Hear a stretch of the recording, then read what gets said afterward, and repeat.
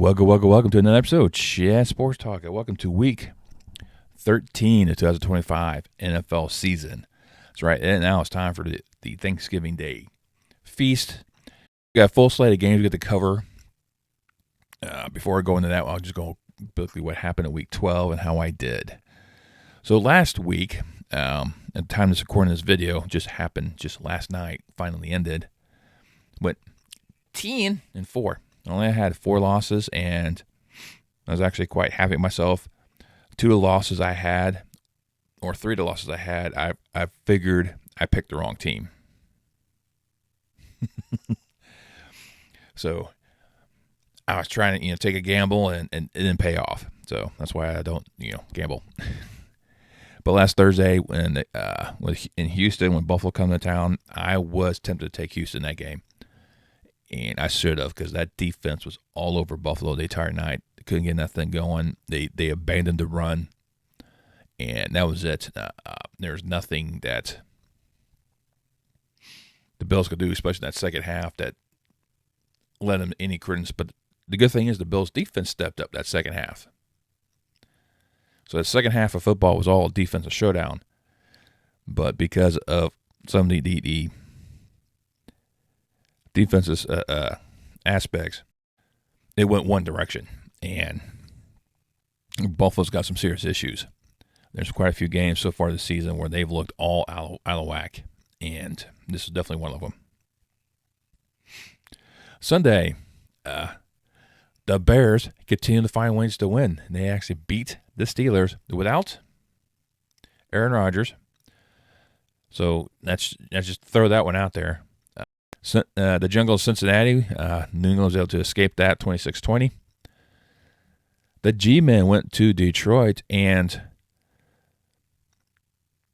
the fact that the Giants were able to keep pace with the Lions with Jameis Winston in charge of the offense, and took the Lions to OT, where they were finally able to escape. Over in Green Bay, J.J. McCarthy does not look like what he's supposed to look like when he came out, or the preseason he did, his rookie year before he got injured. But, it's Green Bay is a tough opponent to play, especially at home, and the Packers just rolled them right over. Seattle struggled in Nashville. Cam Ward is starting to produce. Probably a little bit too late. Defense is kind of stepping up a bit. But we'll see what happens towards the end. In Kansas City, the Colts came to town. I picked the Chiefs because I know the Chiefs need to win. They need to get back on that winning stretch. Especially coming off that bye and losing up in Denver. They need to get back in the saddle because they're falling way behind in that AFC playoff race. So a win here definitely helped them proceed further. And they did. Had to go into overtime. Patrick Mahomes had over 350 yards passing, but no touchdowns. But still ended up winning. The Jets landed in Baltimore. Didn't really matter. They stayed on the runways. The Ravens were able to at least coast with Tyrod Taylor back in charge of that offense. Cleveland goes to Las Vegas. This is another game I didn't know who to choose because both these teams were kind of bad this season. I went with the home team. But for some reason, the offense just sputtered all over the place. Genty only had 50 yards rushing. Shedeur Sanders actually had a very good showing in his first career start. Led the Browns to a 24-10 victory. And after the game, Chip Kelly, the offensive coordinator, no longer the offensive coordinator. Who saw that one coming? Out in Arizona, Jacoby Brissett gave Trevor Lawrence all he could handle in the showdown between the Jags and Cards. Arizona made this a lot closer than I think a lot of people anticipated. I knew they would just because how Jacoby Brissett is guiding this offense. And the Jags had to win it overtime, 27-24. The Eagles had a massive collapse down in Arlington. They were up 21-7 at halftime. Actually, they were up 21-0 one point in time. And Dallas had a record-breaking comeback victory, down 21, ended up winning the game 24-21. But I call for the Dallas to win that game. So, and then Atlanta goes into Big Easy, and it was a bad showing by the Saints all around. A lot of miscues and whatnot, but Kirk Cousins looked halfway decent as he snapped the 5-game lose streak Atlanta had, beating them 24-10. Tampa Bay goes to L.A. I went with Tampa Bay just for the upset. I think I put that out there when I said it. The Rams dominated them from the first whistle to the last. Baker did get taken out with an injury to his non-throwing shoulder. But there's possibilities he could start next week. And Monday night, boy, that was an ugly game. Brock Purdy just kept throwing interceptions like crazy. Underthrowing, overthrowing. He looked all out of sorts during this game. But Carolina could not capitalize on those turnovers, and that cost them in the end. The 49ers beat them 20-9. There you go. 10-4. Things off in the Motor City where the Lions and the Packers collide. Both teams sitting right behind Chicago. Green Bay's in the playoff if it started now just because of the record.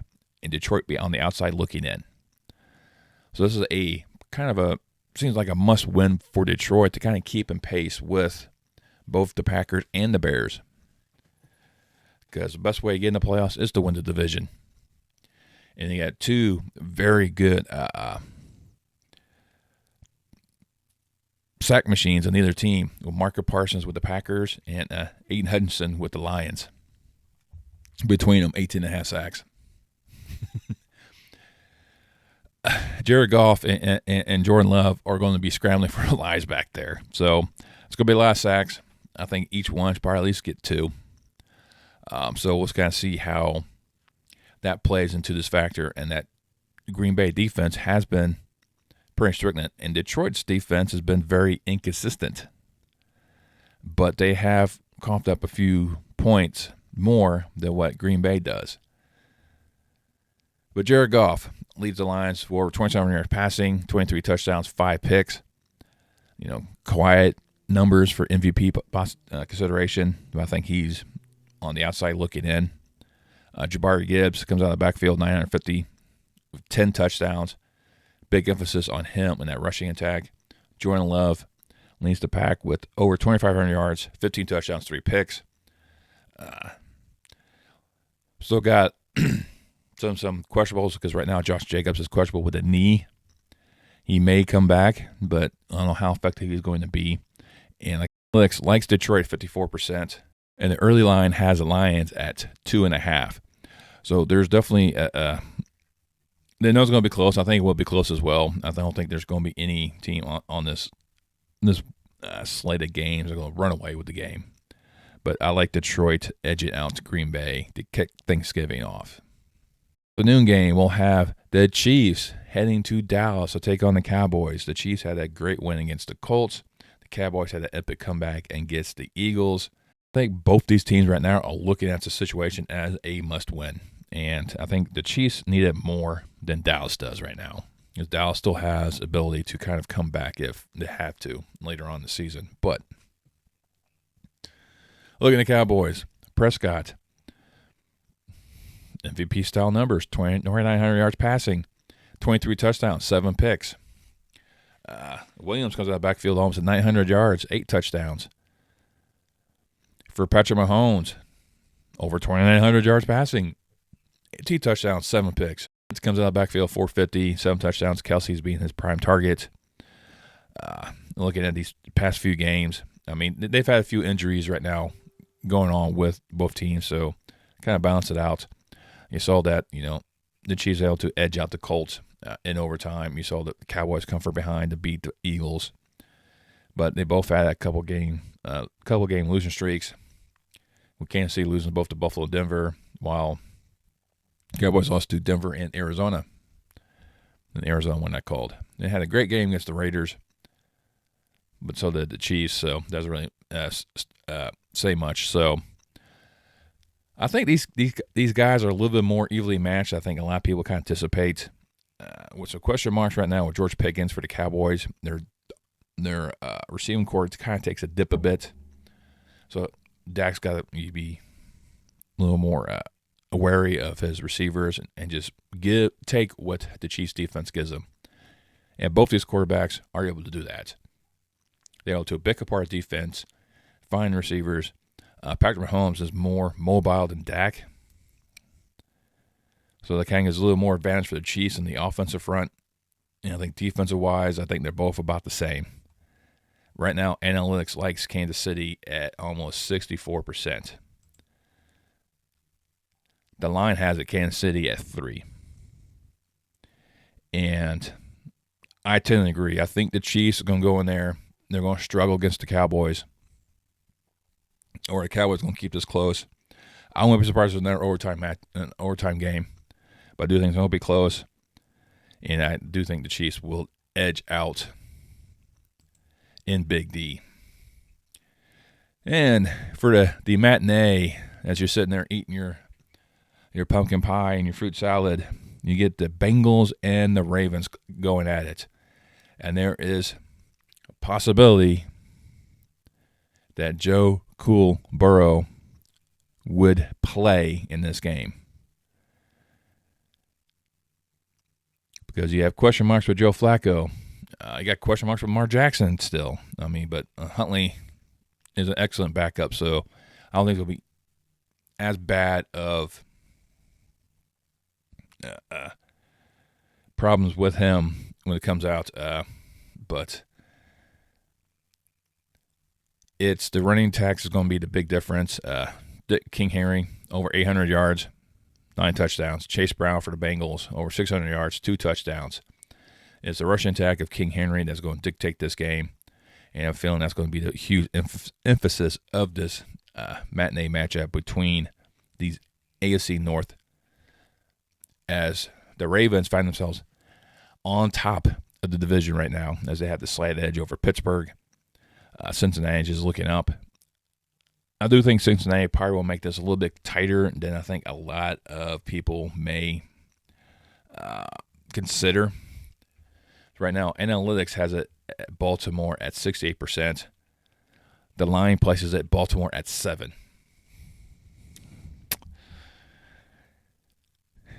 With the question marks of QB for the Bengals, I think I'm okay with that. But I think there's enough question marks with the Bengals offense that I am confident in going with the Ravens. Leading teams squaring off. Got to pick who's going to be on top. Chicago's on this magical run. I'm not going to downplay this whatsoever. 4 games. There's issues with that Eagles team. They are being very inconsistent lately. Blowing that lead to the Cowboys. Struggled against both Detroit and Green Bay, but still in winning. The Giants gave them headaches. The Vikings gave them headaches. They're just finding ways to win. And that's all you have to do in this league is find ways to win. Doesn't matter how pretty it is, as long as you get the dub. And Jalen Hurts, not spectacular numbers. Over 2,200 yards passing, 17 touchdowns and an interception. Saquon, not quite living up to the hype like he did last year. Only 684 plus, 4 touchdowns. For the Bears, Williams is starting to generate some passing. He's really getting comfortable with this offense, and that's starting to show. Over 25 yards passing, 16 touchdowns, 4 picks. Imagine what he's going to do next year.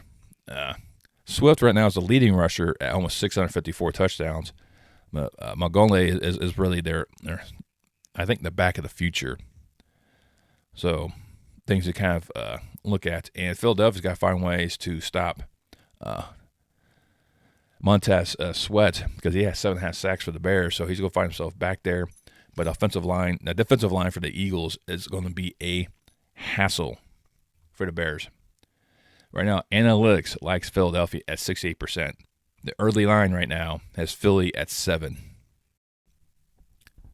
Philly is going to look for a comeback win. So, unfortunately, Chicago, when they were to take on a decent defense, they do struggle. i.e. Baltimore. Look what happened there. They just could not function in that type of setting. I don't think it'll be as bad as that Baltimore game, but I do think that Caleb Williams is going to struggle in Philadelphia. I do think the Eagles are looking to come back and kind of reestablish themselves once again. They seem to have to do it a couple times during the season, and this is going to be one of these games. I do think Chicago will keep this close, so I will take the Bears for the points. But at the end of the day, I think Philadelphia is going to be able to edge them out at least by 3. Let's go by the city by the lake in Cleveland as the Browns will play host to the 49ers. 49ers limping in there, struggling a bit with a bunch of players sitting out, being injured, but they still find ways to win.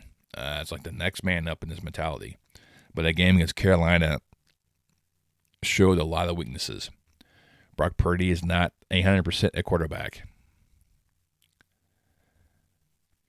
But even if you bench him, you go to Mac Jones, it's going to be the same thing. Shedeur Sanders had a great start against the Raiders. Of course, as the Raiders. But he's going to take on a very tenacious 49ers defense. We'll see how he kind of handles the pressure that the 49ers will give him. Right now, analytics is all over the 49ers at 75%. The early line is San Fran at 5.5. Way Cleveland plays the good teams, I would take Cleveland for the points. I know that's a shock thing to say, but I do think Cleveland's going to make this close. I think it's going to be a last-second field goal in this showdown, but I am going to give it to the 49ers to walk away with the victory. Now time to head back to Music City as the 1-10 Titans will take on the Jacksonville Jaguars. And Tennessee has been quietly putting up decent games, only losing by a single score these past 3 games. With the Chargers, it was a touchdown. Houston had to get a last-second field goal to win. Seattle was only by a touchdown. So Tennessee is starting to get things going in the right direction, but I think it's a little too late. They're too far back behind. And Jacksonville has been very inconsistent. Very inconsistent. Blown up by the Rams. Had to go to OT against the Raiders. Couldn't handle Houston. Then blow out the Chargers. Go to OT against Arizona. They just can't maintain consistency, and that's going to be part of the issues with the Jaguars going this game. I think Cam Warren's going to find ways to take advantage because right now, leading passers on 2,200 yards, but only 7 touchdowns with 6 picks. Pollard only 500 plus with 2 touchdowns. Trevor Lawrence over 2,400 yards passing, 14 touchdowns, 11 picks. Part of the issue here. Nate Jr., he's got to be the emphasis of this game. Over 800 yards passing or rushing, 5 touchdowns. So we'll just kind of see which version of Jaguars kind of show up as the one's going to struggle against Tennessee. But I do think Tennessee could make this more of a matchup than what Jacksonville wants. And Analytics likes Jacksonville at 67%. The early line at 6.5.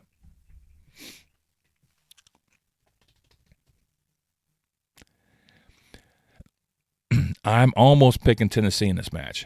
I'm very close to picking Tennessee. I think they're very close to knocking off someone they shouldn't be in the game with. I think they're going to be in the game with Jacksonville. They are going to keep them guessing. Now, there might be a stretch where Jacksonville just looks dominant.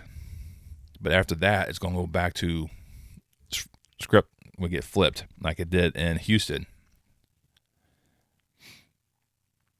I think Tennessee will keep this close. I think this will also be a one-score game. But I think, once again, 3 points. I think it's going to come down to the last-second field goal. I think it's going to be one of those type of games. But I am taking Jacksonville to win on the road to knock off the Titans. We'll be hosting the Houston Texans, who are starting to waken up a little bit. Kind of dealing with some issues. C.J. Stroud could be coming back this week, concussion protocol, so that could elevate the team a little bit. Mims been doing a very good job in his stead, keeping pace. Daniel Jones had a decent showing against the Chiefs, and he's been very decent as a quarterback ever since he landed in Indianapolis. But these past 3 weeks, the Colts Magic Carpet ride starting to unravel. I mean, that loss in Pittsburgh, which I called, and then they edged out Atlanta in Germany, only to lose in Kansas City, which I called. And Houston just been very steady in their approach. I mean, they manhandled Buffalo. Last second field goal in Nashville. Come from behind against Jacksonville. Couldn't really keep up with Denver in that game. Able to beat San Francisco, and I think that's another one I picked. So I think C.J. Stroud should be able to come back. Dan Jones is, like I said, passing leader for the Colts, over 2,800 yards passing, 17 touchdowns, 7 picks.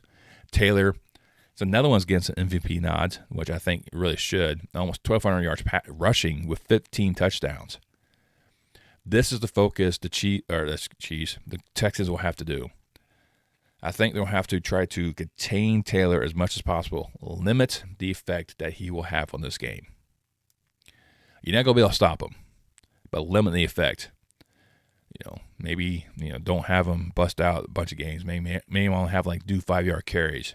Wear him down,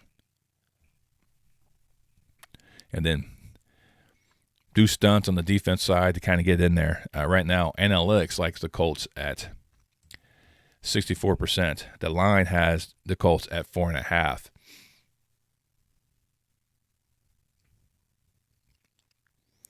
Taking Houston. Hey, you got to have some type of game out there that's going to generate some type of a buzz, and I think Houston, the way they've been playing these past few weeks, showcases that their defense is going to be phenomenal, and this is going to be the key factor in this. I mean, look how they manhandled Josh Allen and James Cook in Buffalo. To contain Etne and Trevor Lawrence, after about 3 quarters of the game, they were getting dominated by them. But in that last quarter, they shut things down. They hampered Bo Nix a bit in Denver. Same thing with Mac Jones for the 49ers. So they have the capability of shutting down that defense. And when that defense is healthy, watch out. They're getting healthy. I think they are healthy. So I think there's a lot of emphasis, I think, that Houston was going to have. Now, C.J. Stroud does start. He is going to be rusty, so it's going to be more of a Colts in the beginning of the game. But I think towards the end, Houston's going to find their voice and end the Colts' undefeated streak at home and escape Indy with the W. Now, the Saints are on the road as they will head to Miami, and these two teams are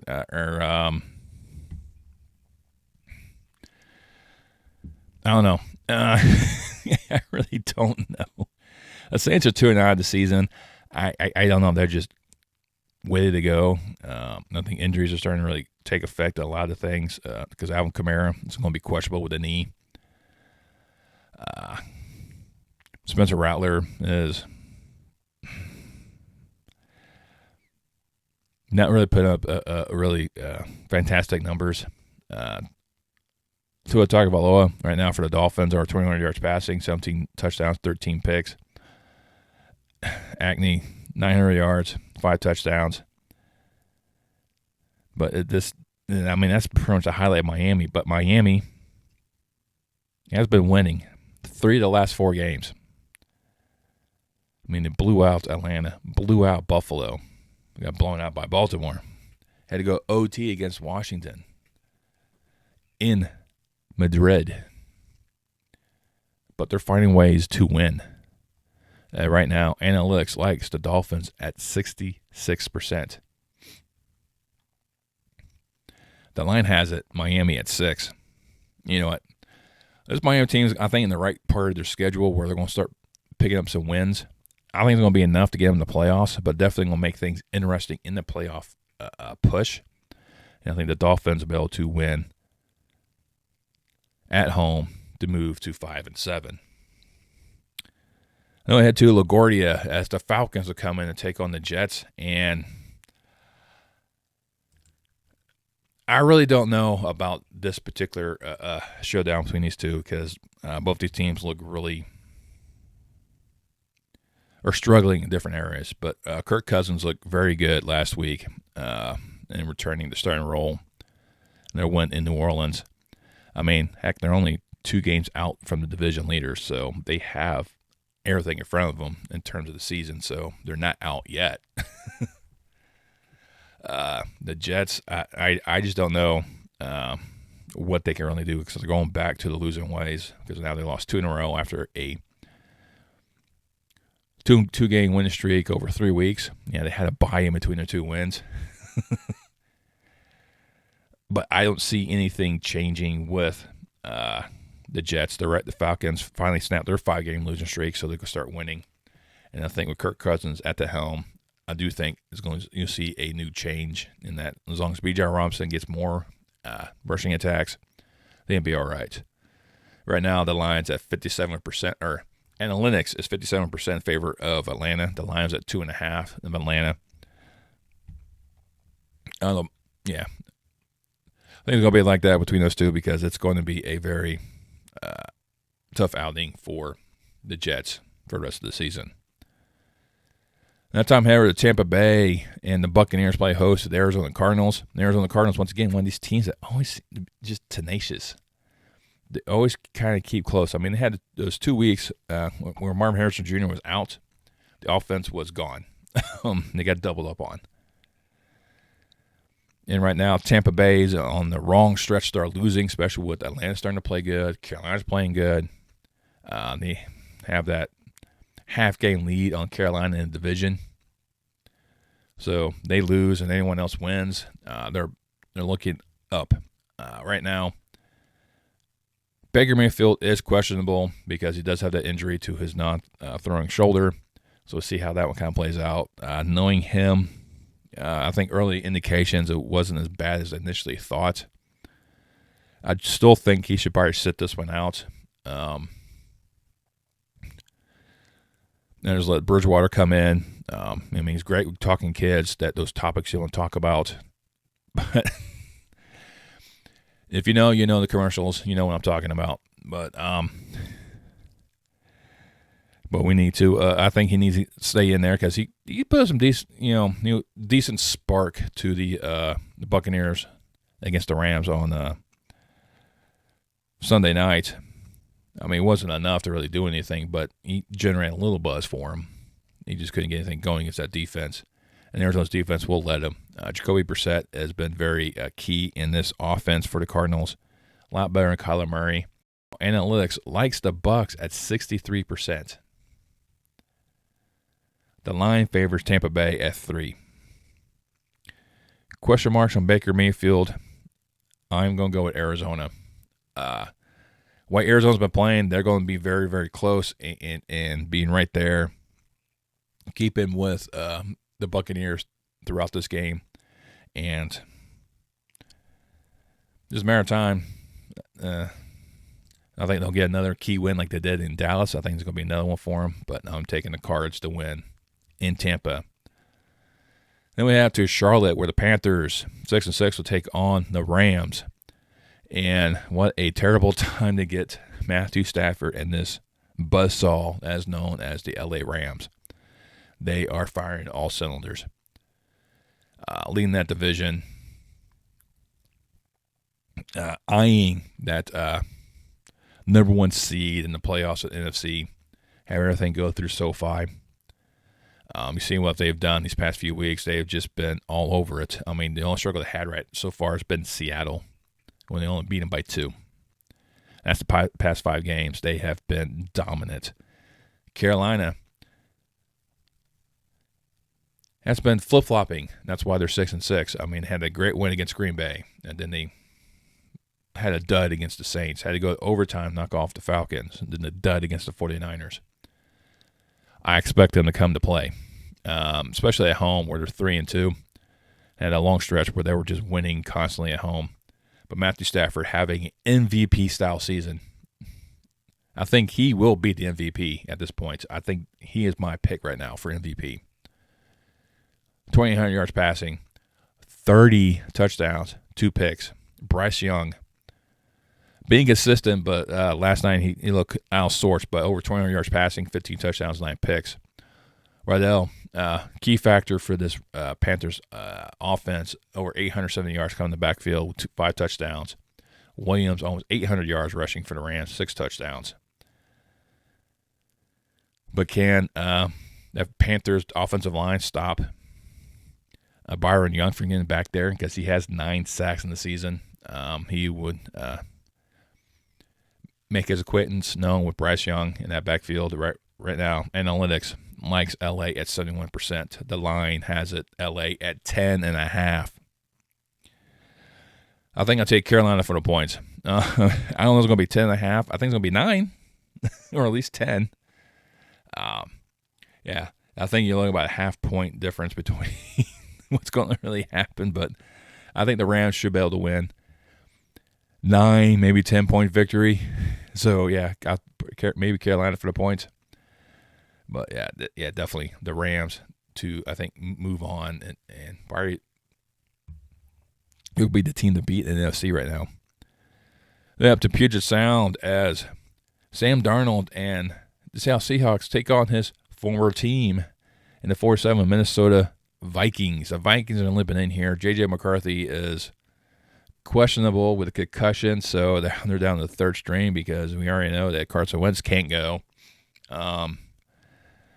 Minnesota is crashing hard. Seattle is trying to keep up pace with the Rams. Good luck with that. They'll go find themselves having at least a decent season. They're going to be in the playoffs. I think Sam Darnold has really emphasized his mark. I mean, he had that great year last year in Minnesota. Now he has to worry about, being replaced. He is the focal point. What he was meant to be with the Jets just could never get going. But he has over 27 yards passing, 19 touchdowns, 10 picks. You have Walker, the leading rusher for the Seahawks, at 670-plus with 4 touchdowns. Mason for the Vikings, leading rusher, 530-plus with 5 touchdowns. But I think it's just going to be the fact that it's going to be a question mark in the QB play. That's going to change the aspect of this one. Right now, analytics likes Seattle at 70%. The line has it at 10.5. But I like where it sits at. I do think Seattle is going to be too much for Minnesota in this game. Then we head to the Steel City where the Steelers play host to the Bills. Both teams kind of find themselves struggling a bit this part of the season. I mean, Steelers had that awful loss against Chicago, the loss against the Chargers, loss against the Packers. They've been flip-flopping throughout. Same thing with the Bills the past 3 games. I mean, got blown out by Miami after beating Kansas City. Then edge out Tampa Bay in the shootout, only get corralled by the Texans. Right now, Aaron Rodgers is questionable. More likely he will be playing this game, so you're going to see Aaron Rodgers take on Josh Allen in this matchup. Josh Allen over 2,700 yards passing, 18 touchdowns, 9 picks. Cook, 1,000-yard rusher with 8 touchdowns. Warren for Steelers over 600 yards rushing, 3 touchdowns. If Rodgers goes, over 1,900 yards, 19 touchdowns, 7 interceptions. Mason Rudolph is a decent backup for him because you saw what he did against both Chicago and Cincinnati. So he's able to lead drives once again. But it's that defense for Pittsburgh has been kind of inconsistent. I mean, they'll have flashes where they're great. So we see T.J. Watt will get back there and kind of disrupt things for the Steelers. But all in all, they're not.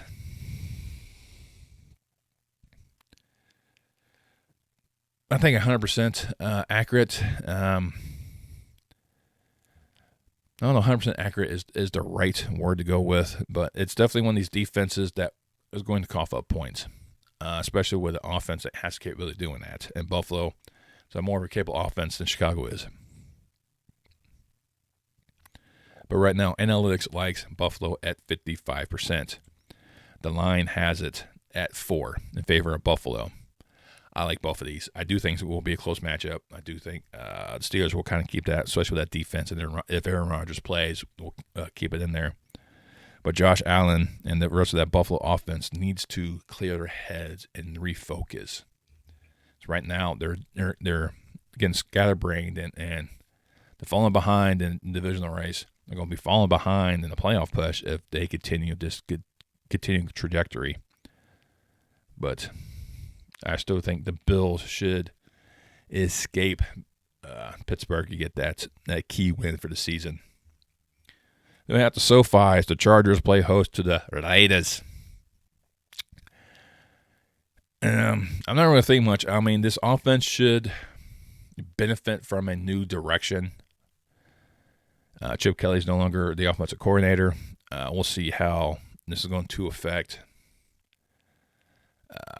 Geno Smith, because right now he is having a terrible season. I mean, he's 1 for 1 for TD interceptions at 13. Justin Herbert has been kind of inconsistent a bit. At least he's been more.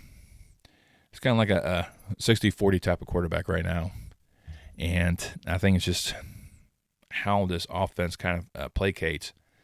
But they find themselves 2 games out of that divisional crown, kind of keep honing in that bottom edge of the playoffs and the wild card. They got to find ways. For the Raiders, Genty right now is questionable with an ankle, so we'll kind of see how that one plays out. Michael Mayer is still kind of questionable with an ankle. So key offensive weapon is going to be out, so it's going to definitely hamper. But Max Crosby is going to be a huge factor in dictating the Chargers' offense and keeping Herbert contained. Maybe keeping Vidal from breaking out any good runs. But the Chargers always been kind of a pass-first type of team anyways. Just kind of how their coach. And right now, analytics likes the Chargers at 74%. The line has it at 9.5. I don't think I'm going to push any of that. I do think the Chargers are going to find ways to win this game and continue their march towards a postseason berth. Then we head to the nation's capital on Sunday night as the Denver Broncos come to town to take on the Commanders. And Bo Nix is having a very decent season. 2,400 yards passing, 18 touchdowns, 8 picks. Unfortunately, having J.K. Dobbins kind of sitting outside with on the IR is going to be a huge factor. Jason Daniels is going to be questionable coming in this game, so we'll kind of see if his elbow will allow him to go. But Marcus Mariota is still a very competent quarterback. Deebo Samuel has really started to step up as a receiver since Scary Terry is questionable with quadriceps. So the injury bug has really hampered Washington's season thus far. So definitely some things to kind of worry about that. But injuries have been a factor with the Broncos as well, especially on the defensive side. But they continue to find ways to win, and that's all that matters.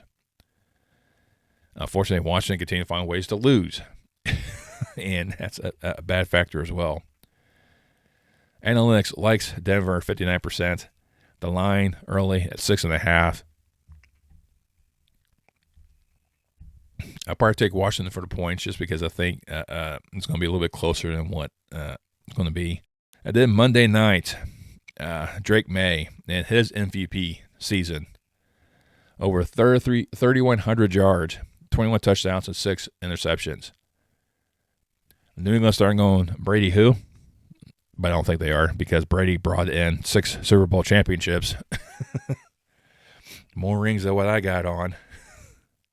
And so I don't think that's going to change anything. But way Vrabel's got this team going, especially that defense. The defense has been phenomenal. Continuing to keep teams contained, which allows New England's offense to generate. I mean, had that crazy game against Atlanta where they had to hold on to win by 1, winning the Brady Bowl down Tampa Bay, only by 5. 7 points against the Jets, struggling against them, 6 points against the Bengals. So they've been struggling the past 4 games. And for the Giants, they've been keeping teams close the past 4 games. Chicago only lost by 4. Packers only lost by a touchdown. The Lions had to go to OT. So, although the Giants kind of find ways because, you're not going to have Dart. You're not going to have Scattaboo. Russell's not really playing up. You got James Winston as your starter. I mean, it's chaos for the G-men. Head coach has been fired. Defensive coordinators are let go. I mean, it is a show. But they always seem to find ways to keep things close, which is an interesting aspect. Right now, New England is favored analytically at 56%. There we go. The line has it at 7.5. Take the Giants for the points. The way the Giants were playing, they're playing everyone tough. I mean, they're not an easy out. If Jackson Dart plays, I think it's going to be a different type of team all around. But I still think the Giants will put up a fight. But in the end, it doesn't even matter. I think the Patriots are going to be too much, and then we'll get that 11th win of the season. So there's my picks for a full slate of action for Week 13. I kind of bucked the trend in a couple of the picks because, every so often you got to throw out some upsets in there. And sometimes I hit, sometimes I miss. We'll see what happens this coming week. But let me know which game you think I got completely wrong. Is your team still in the playoff hunt? Let's mix it up in the comments below. More we're interactive about our boosted YouTube algorithm, the almighty algorithm we must pay homage to with human sacrifices to ensure our frontal cortexes are overloaded with abundant information that we really don't need, including an old man talking about sports or just watching car crash videos. Another thing to help the video out is that thumbs up. If you like what I do and you want to further support this channel, the great way to do that is to subscribe. You smash that subscribe button, click that bell icon, turn on notifications so you know next time I post any more content on my channel. And I'll see you next time. Chat Sports Talk.